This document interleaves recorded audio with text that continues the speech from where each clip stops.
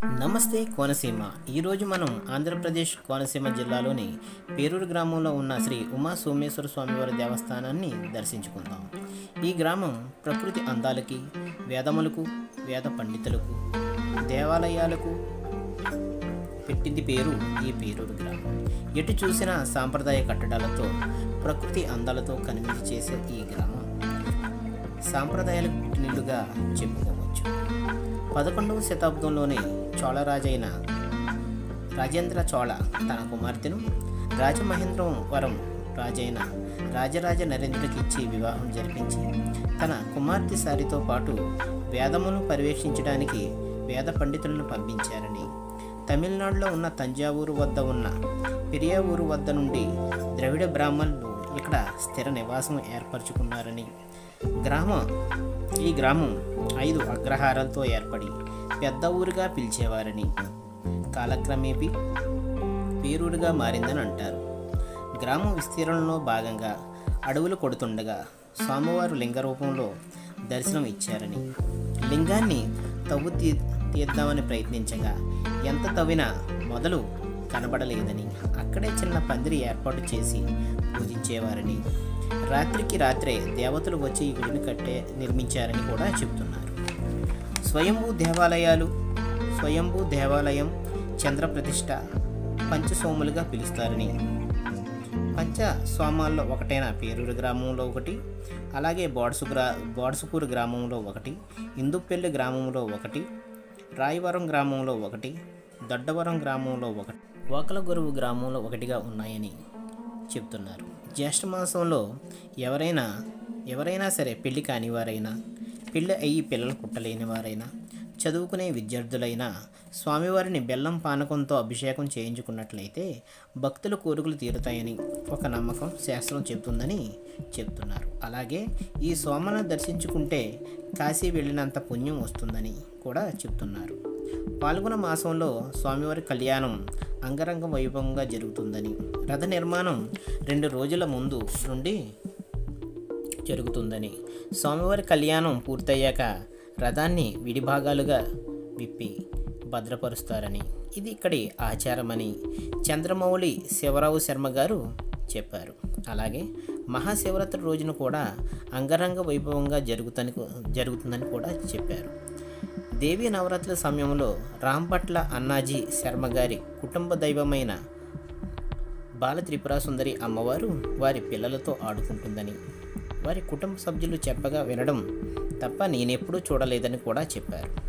అలాగే సాయంత్రం రాత్రి 10 గంటలకు నుండి 1 గంట వరకు అమ్మవారు గ్రామ సంచారం చేస్తారని, ఇక్కడ దొంగతనాలకు తావులేదని కూడా చెప్పారు.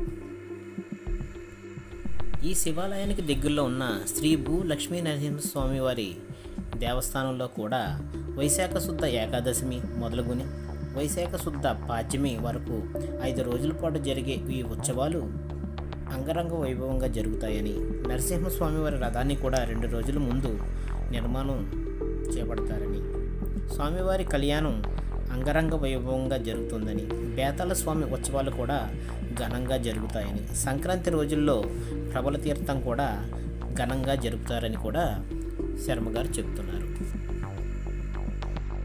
గుడికి సంబంధించిన విశిష్టతను, రహస్యాలను గురించి శర్మగారి మాటల్లో ఇప్పుడు మనం విందాం.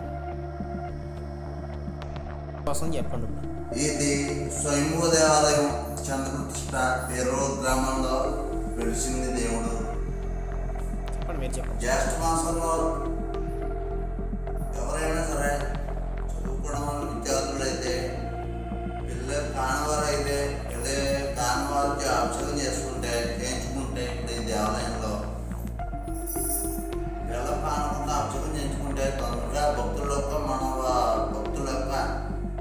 పురుగులన్నీ కూడా నెరవేరుతాయి అనే ఒక నమ్మకం శాస్త్రం చెప్తుంది. ఇక్కడ ఉత్సవాలు అవి కూడా బ్రహ్మాండం జరుగుతాయి. ఏ టైంలో జరుగుతాయండి మనకు ఉత్సవాలు? ఏ టైంలో అంటే మాకు ఆరుమాసంలో ఈ స్వామి కళ్యాణం దేవాలయం, ఈ స్వామి కళ్యాణం పెద్ద రథాల్లో పెడతారు. మాకు పక్కన నరసింహస్వామి గోపాల స్వామి కూడా పక్కన టెంపుల్స్ ఉన్నాయి.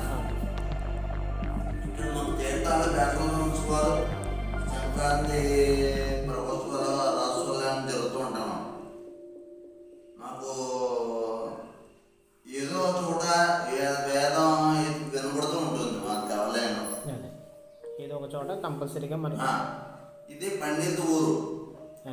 అందరూ కూడా పూర్వం నుంచి కూడా వరకు పండితులను ఉంటారు.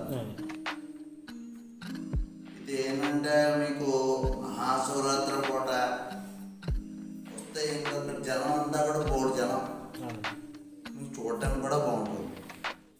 ఇది స్వయంభూ దేవాలయం, ఇది ఒకటి పేరూరు, ఇందుపల్లి, బడగలూరు, దొడ్డవరం, ఇంకో గ్రామం గోదావరిలో కలిసిపోయింది. ఇవన్నీ కూడా పంచసోమ, చంద్రుడు ఒకే క్షణంలో ప్రతిష్ఠించిన స్వయంభూలు. ఇవన్నీ కూడా వీటికి అభిషేకం చేసుకుంటే కాశీ వెళ్ళక లేకుండా కాశీలో ఎంతైతే పవిత్రత వస్తుందో, భక్తి వస్తుందో అంత భక్తి ఇక్కడ ఇస్తాడు. ఇప్పుడు గుడి ప్రాంగణం అంతా చూసొద్దాం. చూడండి, గుడి ప్రాంగణం అంతా కూడా దేవుడి విగ్రహాలతో చాలా అందంగా అలంకరించారు. చూడండి, ఇక్కడ ప్రకృతి అందాలకి, ప్రకృతి సోయగాలకి పెట్టిన పేరండి. చాలా ఆహ్లాదకరమైన ఈ వాతావరణం చాలా మనసు ప్రశాంతంగా ఉంటుందండి. ఇక్కడ గుడి ప్రాంగణం అంతా కూడా చాలా విశాలంగా, చాలా శుభ్రంగా, చాలా ఆహ్లాదపరిచే వాతావరణం అంటే ఇది. స్వచ్ఛమైన గాలి చూస్తుంటే మనసుకి చాలా ఆనందంగా, ఉల్లాసంగా చాలా బాగుంటుందండి. ఈసారి మీకు ఏ కొద్దిపాటి సమయం దొరికినా సరే పేరూరు గ్రామం సందర్శించండి. అక్కడ దేవాలయాలకు కానీ పండితులకు కానీ ఎలాంటి లోటు లేదు. అలాగే పేరూరు గ్రామానికి సంబంధించి చిన్న అపోహ కూడా ఉందండి. పేరూరు గ్రామంలోకి వెళ్ళి దేవాలయాల్లోకి వెళ్ళి మిగతా వారు దర్శించుకోకూడదనే అపోహ ఉంది. అది పూర్వకాలంలో ఏమన్నా ఆంక్షలు అయితే ఉన్నాయేమో కానీ ఇప్పుడైతే ఎలాంటి ఆంక్షలు లేవండి. ప్రతి ఒక్కరూ వెళ్ళి ప్రతి దేవాలయానికి నిర్మోహమాటంగా వెళ్ళి దర్శించుకోవచ్చు. పూర్వకాలంలో అయితే కొన్ని కట్టుబాట్లు ఉండేవి కాబట్టి అప్పట్లో అది ఉండేదేమో, ఏది లేకుండా మాట బయటకు రాదు కదా. కానీ ఇప్పుడైతే అలాంటిది ఏమీ లేదండి. అర్చక స్వాములు కూడా చాలా బాగా మనల్ని రిసీవ్ చేసుకుని గుడికున్న రహస్యాల్ని, వాటికి ఉన్న విశిష్టతలు కూడా బాగా చెప్తారండి. మనం మన హిందుత్వం గురించి తెలుసుకునే కొలది ఇంకా మనలో ఉత్తేజం, ఉత్సాహం కలుగుతుందండి. ఏ మాత్రం కొద్దిపాటి సమయం దొరికినా వేరే చోట్లకు వెళ్దాం అనే దానికంటే ఇలాంటి దేవాలయాలను చూసినట్లయితే మనసుకు చాలా ఆనందంగాను, ఉత్సాహంగాను చాలా బాగుంటుందండి. చూడండి, ఈ ప్రకృతిని మళ్ళీ మనం చూడాలంటే చూస్తామో లేదో కూడా తెలియదు. చూడండి, పురాతనమైన గుళ్ళు రాతి కట్టడం చూడండి, అప్పట్లోనే ఎంత సుందరీకరణతో నిర్మించారో ఒకసారి మనం ఇవన్నీ చూడొచ్చు. నిజంగా ఈ గుడి ప్రాంగణం చూస్తుంటే చాలా ఆహ్లాదకరంగా అనిపించిందండి. ఈ ఊర్లో లేని దేవాలయం కానీ చూడలేమండి. అన్ని దేవాలయాలు ఈ ఊర్లో చూడొచ్చు. మనకు తిరిగే ఓపిక ఉండాలే కానీ ఇక్కడ దేవాలయాలకు కానీ అలాగే ప్రకృతి రమణీయానికి కానీ దేనికి మనం చూసుకోవాల్సిన అవసరం లేదండి. అన్నీ కూడా చాలా బాగుంటాయి. మీకు ఈసారి ఎంత కొద్దిపాటి సమయం దొరికినా సరే పేరూరు గ్రామాన్ని సందర్శించండి. మీరు నేను చెప్పడం కాదు కానీ మీరు డైరెక్ట్గా వెళ్ళి అక్కడ చూసినట్టయితే చాలా అద్భుతంగా మీకు అనిపిస్తుందండి. అక్కడ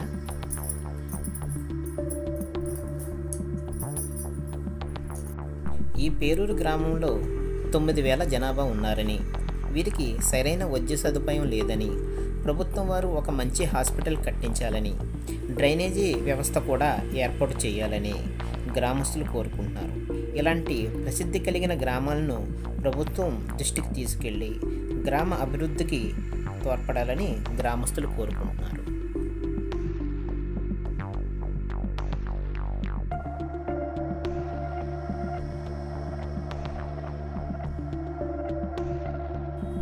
మనం చూస్తున్న నందీశ్వరులు లోపలున్న స్వామివారి శివలింగం కూడా ఒకటే శిలని చెప్తున్నారు.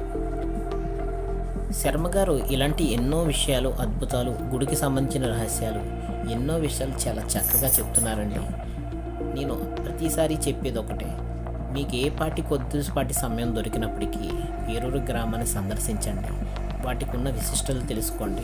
మన హిందూ ధర్మ పరిరక్షణ కోసం ప్రతి ఒక్కరూ పాటుపడాలి. మన హిందూ దేవాలయాలని ప్రతి ఒక్కరూ కూడా సంరక్షించుకోవాలి.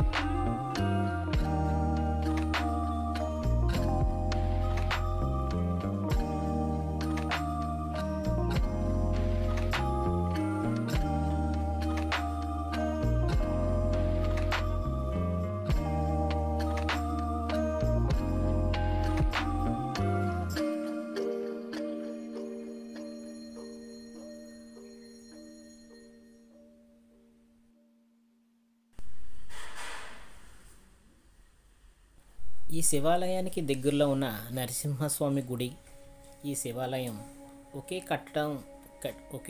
కట్టడంగా ఉందండి. అక్కడ ఎలా అయితే ఉందో ఎదర షెడ్డు, అలాగే వాహనాలు పెట్టుకోవడానికి పెంకుటిల్లు, ఏమైనా కార్యక్రమాలు జరిగితే భోజనాలు పెట్టుకోవడానికి షెడ్డు, ఇవన్నీ కూడా నరసింహస్వామి వారి గుడి, సోమేశ్వర స్వామి వారి గుడి ఒకేలా ఉంటాయండి. ప్రాంగణం అంతా కూడా మీరు చూడొచ్చు.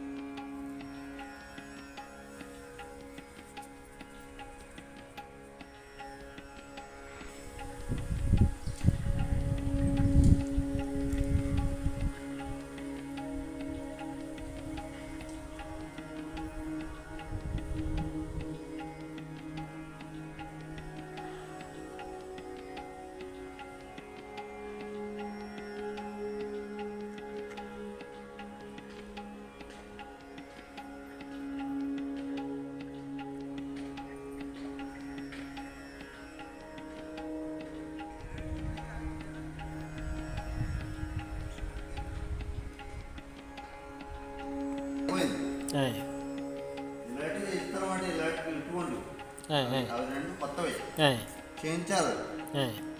అది అక్కడ పెట్టి కడతారన్నమాట.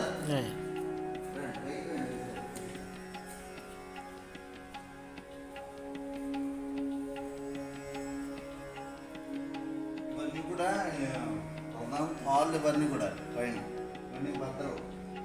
ఇది లోపలంటే వాహనం, నంది వాహనం, భూత వాహనం, రావణ బ్రహ్మ వాహనం ఇంకా ఉంటాయి. అవి పల్లకిలు రెండు, ఒకటేమో పాతదే, కొత్తది. ఇక్కడ జరుగుతాయండి భోజనం మొత్తం, నవరాత్రులు అన్నీ కూడా. మీకు చెక్కలు చూపిస్తారండి. పుష్పకం ఆఖరాజు శ్రీ పుష్పేగం అంటారు అదనమాట. ఆ వెనకాల చూడండి పచ్చవి పెద్దవి, వాటిని నగలు అంటారు. ఆ నగలు ఈ చెక్కలా పెట్టి ఇరుసులకి కడతారు అన్నమాట. మా ఇల్లు అంటారు రోజా విషు మొన్న వచ్చారు, ఒక వారం అయింది వచ్చి. వీళ్ళకి సంక్రాంతి ఆ సీజన్లో దిగుంటారు షూటింగ్. వీళ్ళకి మంచు పడుతూ ఉండాలి.